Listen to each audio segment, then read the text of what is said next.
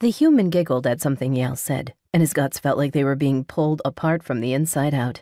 His wolf growled inside him, low and deep.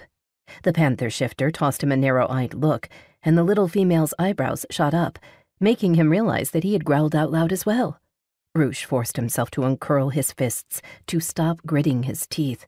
His wolf may have decided that Becky was its future mate, but that didn't mean he had any hold over her. In fact, the opposite was true. When he had gone to implore his alpha to allow him to be given guard duty over their guest, Ward had made it clear that Rushe must keep his distance from the human. His instinct to claim her rode him hard. He was permitted to watch only, preferably no talking, but definitely no touching.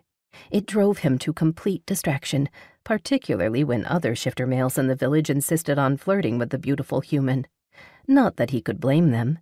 His name was next on the list. Once Elliot and Patricia mated, it would be his turn to seek a mate. Right now, looking would have to be enough. Man, she was a sight to behold. Lightly curled hair, the color of spun gold. The brightest, bluest eyes he had ever seen.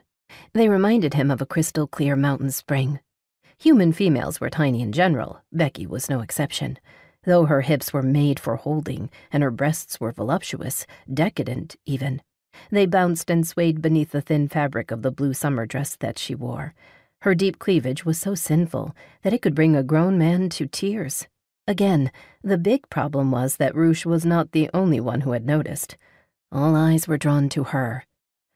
"I could take you for a walk. The views around here are magnificent." The panther shifter's eyes dropped to her breasts, and Rushe's hands closed into fists, and his canines distended. There was nothing he could do to stop it. Becky smiled. "I'm not one for traipsing around in the wild. I might ruin my sandals." She looked down at the thin strands on her feet. They shimmered with sparkling stones. "I could carry you." Yale took a step in her direction. His eyes moved to the female's lips, his intentions clear. Rushe's wolf's hackles went up, its ears back, teeth bared. It took a whole lot of self-control to keep himself from shifting.